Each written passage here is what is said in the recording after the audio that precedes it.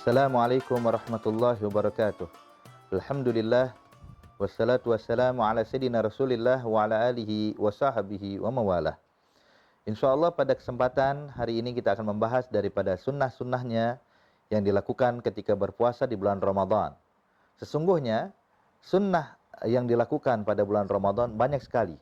Namun insyaallah dalam kesempatan ini karena waktu yang singkat kita hanya akan membahas beberapa hal yang kita harus jalankan dan berusaha untuk menjalankannya pada bulan suci Ramadan. Dan kita ketahui ayolah ahbab bahwa perkara yang disunnahkan pada bulan Ramadan nilainya sama dengan ibadah fardu di selain bulan Ramadan. Insya Allah disebutkan di sini ada beberapa poin ketika kita berpuasa. Yang pertama di antara sunnah-sunnah berpuasa adalah sahur atau menyantap makan sahur. Jadi menyantap makan sahur bukanlah wajib. Yang wajib itu adalah niatnya. Namun memakan sahur itu disunnahkan atau perkara yang sunnah. Dan subhanallah bahwa menyantap makanan sahur ini ternyata itu adalah khususiyah hadhil ummah yang dikhususkan buat umat ini. Sehingga Rasulullah sallallahu alaihi wasallam pernah menyatakan di dalam hadisnya, kata Rasulullah, faslu ma baina siyamina wa siyami ahlil kitab akalat sahur.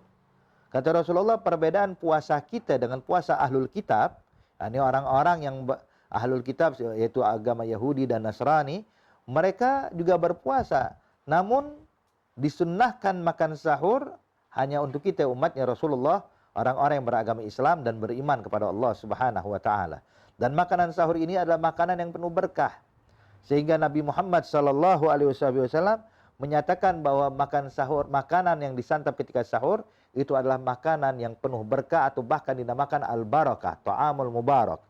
Dan Rasulullah sallallahu alaihi wasallam juga menyatakan bahwasanya Rasulullah sallallahu alaihi wasallam bersabda, innallaha wa malaikatahu yusalluna 'alal mutasahhirin. Dinyatakan Allah dan para malaikatnya itu bersalawat untuk orang-orang yang menyantap makan sahur. Dan salawat dari Allah merupakan rahmah, dan salawat dari malaikat merupakan istighfar. Yang kedua, yang disunnahkan ketika kita berpuasa di bulan Ramadan adalah ta'jilul futur. Menyegerakan waktu berbuka.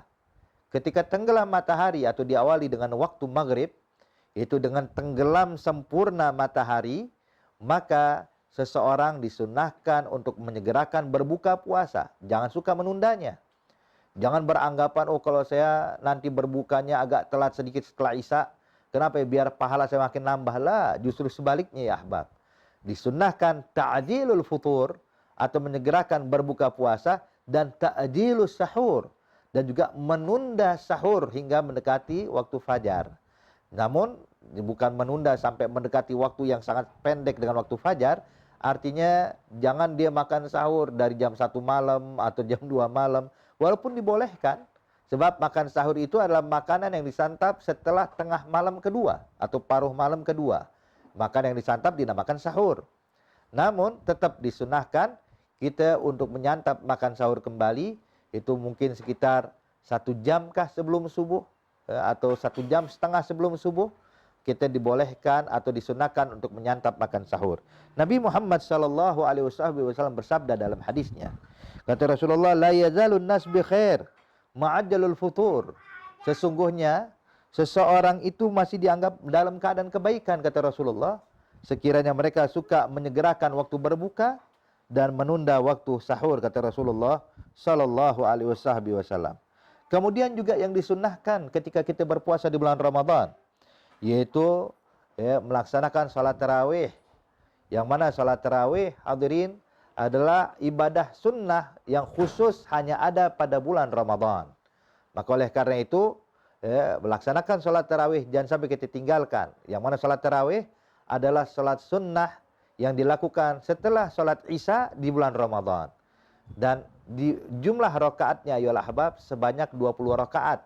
Sebagaimana yang dilakukan oleh para sahabat-sahabat Rasulullah, di antara yang dilakukan oleh Sayyidina Umar ibn al-Khattab di masa kepemimpinannya, dan juga para sahabat-sahabat sebelumnya, ya di zaman Sayyidina Abu Bakar Siddiq, dan zaman setelah Sayyidina Umar, Sayyidina Utsman, Sayyidina Ali, dan para tabi'ut tabi'in, melakukan salat tarawih sebanyak 20 rakaat. Artinya, jumlah yang ditentukan 20 rakaat ini bukan karena penentuan dari Amirul Mukminin Umar bin Khattab atau penentuan dari sahabat, tentunya semua bersumber dari sang guru utama, yaitu Nabi besar Muhammad sallallahu alaihi wasallam.